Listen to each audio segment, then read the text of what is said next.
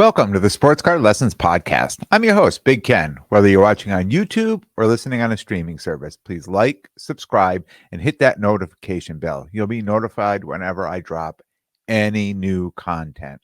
Welcome, and thanks for being here. Happy Sunday. Not just any Sunday, but week one of the NFL Sunday.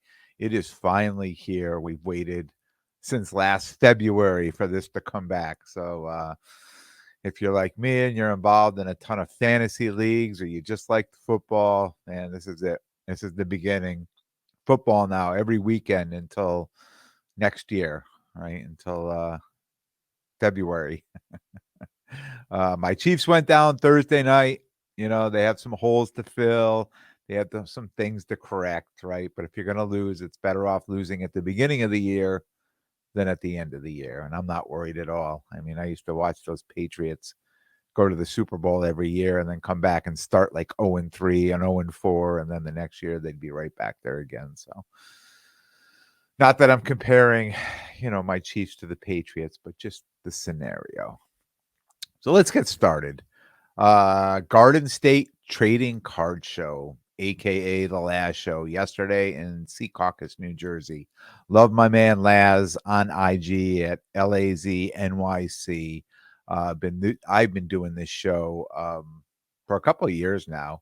I want to say I've been there from the beginning with him because I think one of his first shows he did I don't want to say his first show because I don't know. I don't know the history, but I remember doing a show up in Framingham, Mass, and then start going to New Jersey and then starting doing these shows in New Jersey. And I've been right along for the ride with him there.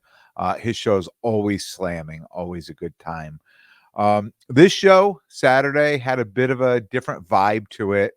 I didn't sell that much yesterday, but I really didn't have that much to sell. Really winding down, getting rid of the rest of the football that I had. And people were still buying football. They're still looking for football. I think a lot more basketball now. I see a lot of people, looking for basketball.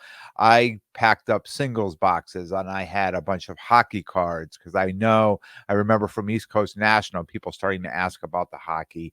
I didn't want to start bringing out my slabs yet, but singles box I had left over from last year, I dragged those out with other things. And the hockey, those cards were selling pretty well. People were really looking for it. They'd see that, they'd say, "You have any more hockey?" I'd be like, "No, that's it." So I know people are like me. They're trying to get ahead of it, buying the hockey now, but the basketball was definitely selling. People looking for football at rock bottom prices, which I completely understand. I have my 4 high-end cards, the 2 Mahomes, the Joe Burrow, the Josh Allen. They drew a lot of attention. I had a lot of offers on it. None of them actually sold. And then I have about 6 more football slabs in there. 4 of which are Mac Jones, speaking of the Patriots, right? And, overpriced for sure in my case. And I know they're RPAs. But I'll hold on to them. Hopefully he can bounce back this year, do well, and those prices. Because if not, I just hold on to them. They're one of those things that, I'm into them for so much, and I talk about all the time. Like, just get away from your mistakes, right, and get into, put that money into something else. But in this case, like, I probably had 25, 30 Mac Jones cards. These were my 4, kind of my favorite cards, and at this point, I wouldn't even mind holding on to them if he doesn't do any better or the values don't go up on him. It's just the way I feel about those cards. But I did have a couple other ones that I did sell. Football cards I did sell. Funny story. I have to tell this story. I had a guy ask about a card. Said, "Hey, what's the price on this?" The sticker price was $225. The last one sold, the last comp was $205 on the card. And it's one of those cards. It was a lower pop. I think it was like pop 25 or 30 or something like that. So there's just not a lot of them selling, so he offered me $140, right? Which is like 70% comps on the card.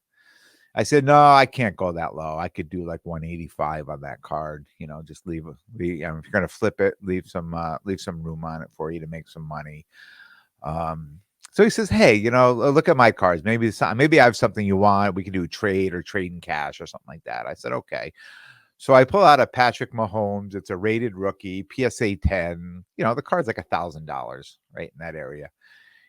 So I told them, I'll give you this card here, and $600 for the Mahomes card. Uh, and he says, "Are you crazy? You think I'm selling this card for $700?" And I said, he goes, "It's $1,000 card all day." I said, "Wasn't that 70% comp on the card? I mean, literally, you're coming up and asking me to buy my card at 70%. So why can't I ask to buy your card at 70%?" I said, "And I'm over 70%, right? I'm slightly over the 70% mark on there." And I said, "You can't have it both ways. You can't buy my cards at 70% and have me buy your cards at 100%. So, I mean, if you want to work out a deal, we could work out a deal." And we never did work out a deal.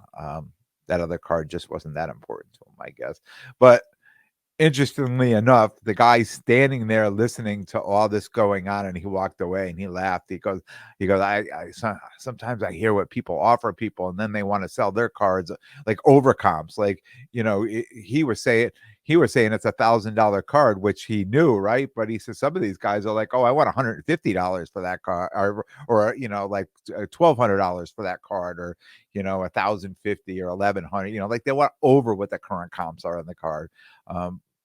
But he reached into his wallet and he immediately took out $185 and he bought that card right there. So the negotiation I had with this guy sold the card to the guy standing behind him.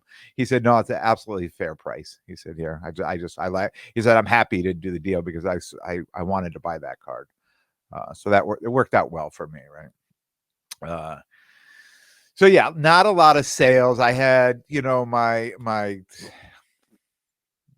man, and if you're on YouTube looking at me shaking my head, my women's soccer, like it fell off the cliff. It's like nobody even looks at them now. It was such like a short run, but um, I still love the cards, so I still brought them along. So I think it's probably time to keep them in the office now. I don't think they need to be taking up, the real estate space. Not at these shows here. If I travel to a show, I may bring some with me, something like that. But I think it's time maybe to put the women's soccer aside for a while, even though they're still in there. I mean, they haven't even gone to their playoffs yet. So, but there's not a lot of fans.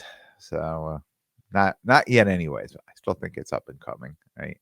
I had my pop culture stuff, sold, some music cards. If you remember last year, I graded like 70 or 80 music cards, and I'm still selling some of those cards.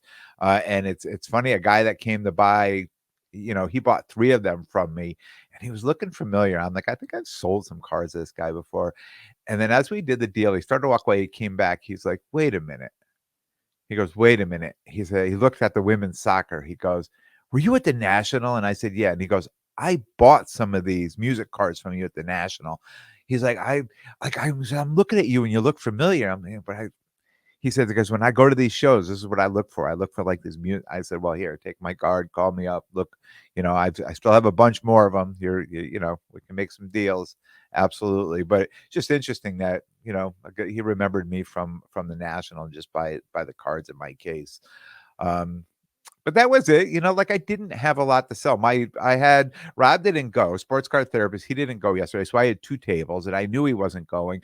So I set up 6 feet of singles boxes, and that's where I was making all my money yesterday, really, just in those boxes.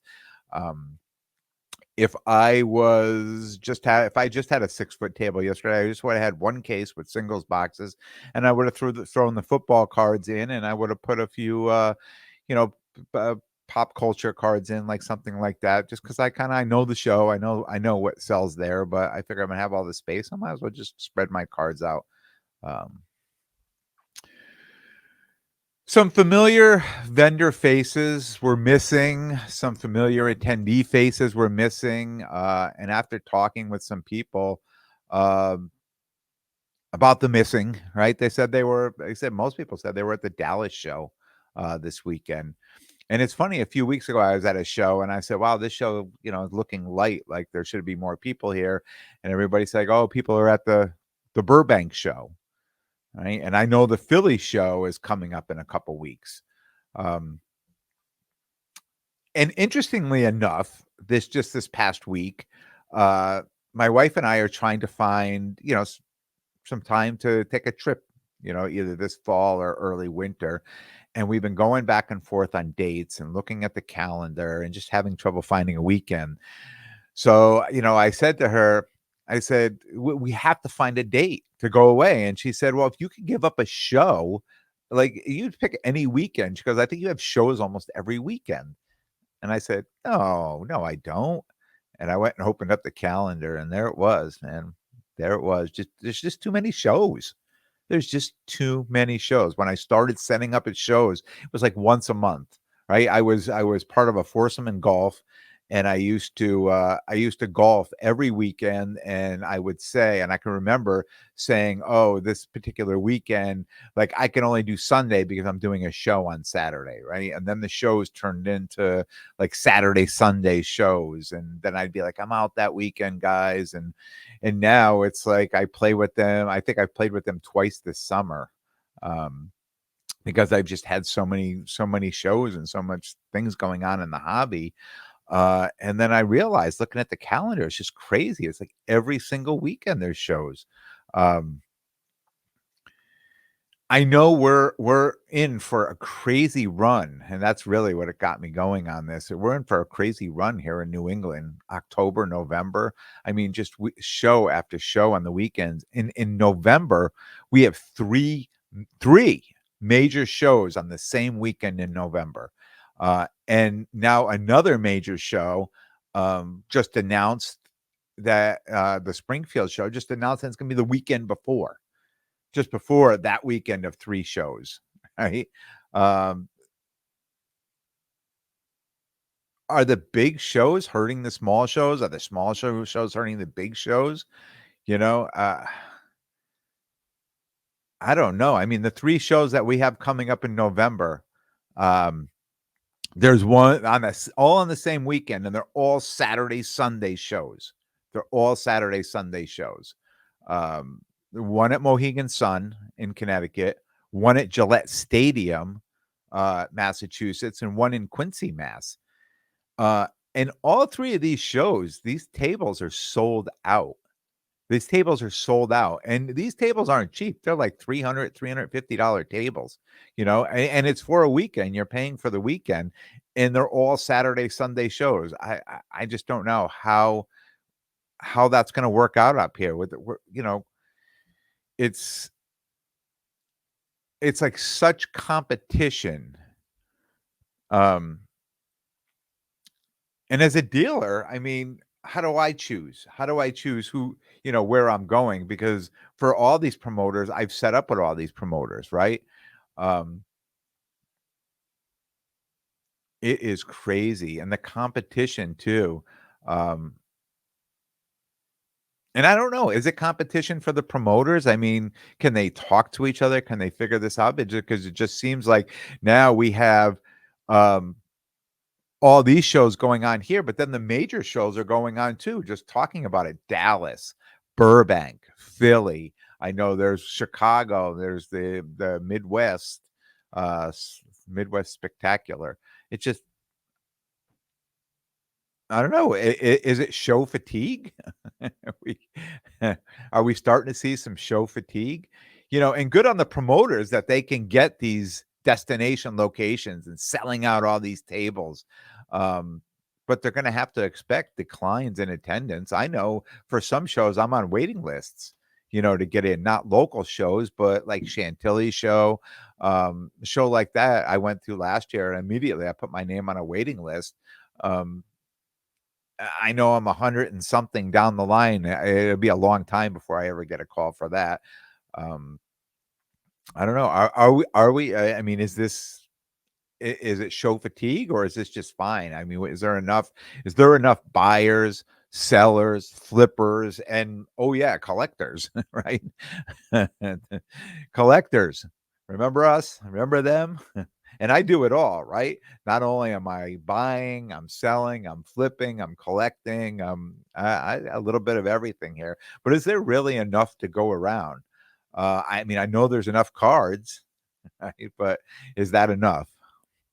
Uh, I have to imagine a dealer like me paying for a table, traveling to the show, paying for a hotel and meals because now they're, now they're 2 days. They're Saturday, Sunday shows. They're not just one day shows anymore. Now they're 2 day shows. You've got to, for the most part, unless you're close enough, you have to stay overnight. Um, and if the shows have lighter than usual foot traffic, um, I mean, for someone like me, I'm probably more likely to sell some cards cheaper than I want to, just to cover, weekend expenses. Um, and what happens with the social media part of it too?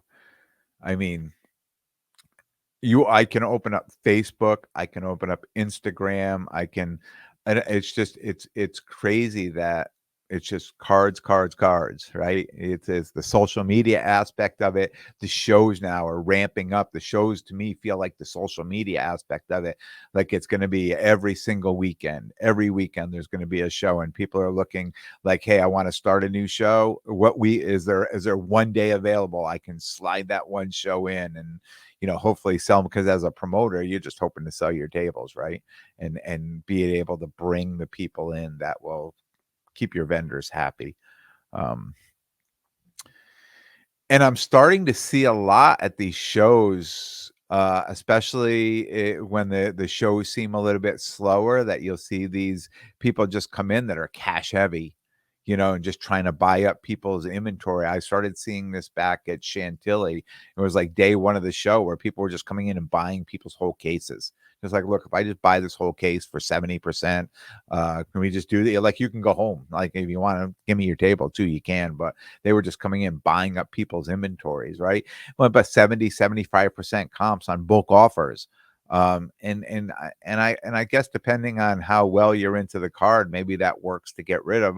But I generally see, and I talk to people afterwards that are making some of these bigger deals, that they regret letting go one or two of those cards. Like, not for all of them, but it's like, I probably should have held this card or held that card. There's a little bit of regret, when someone comes and buys a bulk from you, that maybe one or two of those cards you should have held on to and not let go. But I think kind of people getting caught up in a little bit of the hype of it.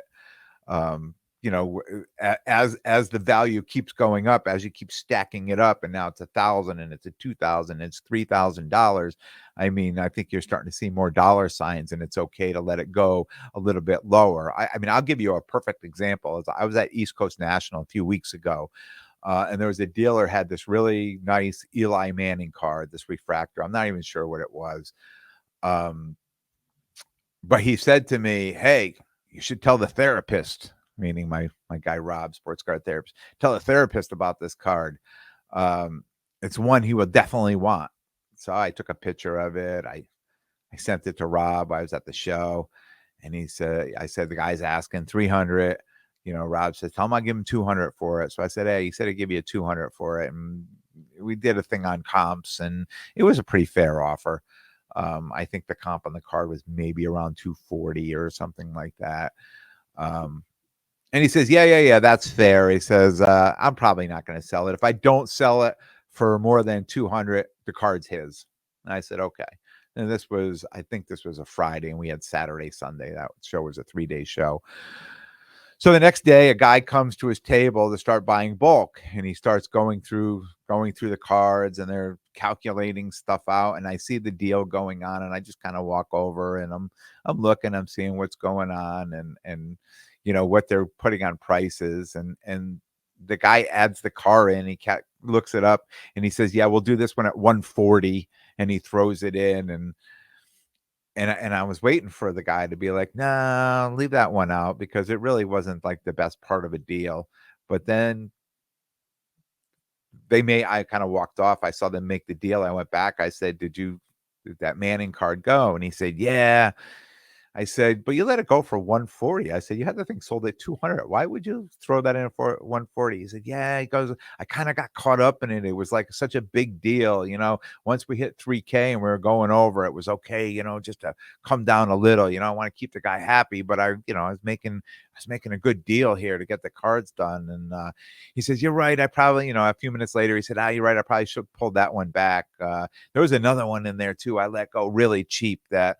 I probably should have pulled that one back. He says it's a little tough, you know, when you're dealing with 10, 12, 16 cards and the prices are all over to remember, you know, what's 70 and what's 75 and what's 78% comps on a card. And, you know, and I guess that's why it works for these guys to come do this thing. And that was a busy show. That wasn't like it was a slow show and somebody was just happy to get rid of their stuff. Um, but could you imagine if it was a slow show? I mean, I've been at some slow shows where I've seen people come up to me and say, "Hey, can I do this doing this one and this one? You know, we'll do it for 800." And I'm like, that's like $1,400 comp on that. I mean, that's straight up comp. I mean, you're below 70% on this at this point. I'm like, nah, I'm all set. I'm good. And of course, you know, we talk about this all the time. I don't need to go.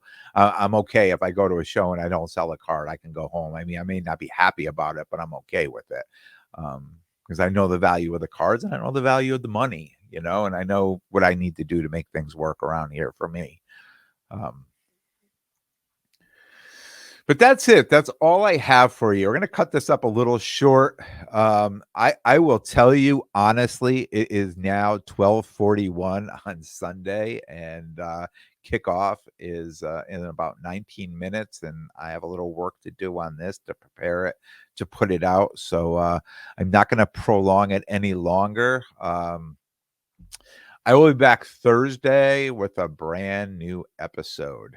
I want to thank everyone for tuning in. And if you like what you hear, please like, definitely subscribe. And most importantly, tell a friend and spread the word. Until next time, take care of yourselves and everyone around you.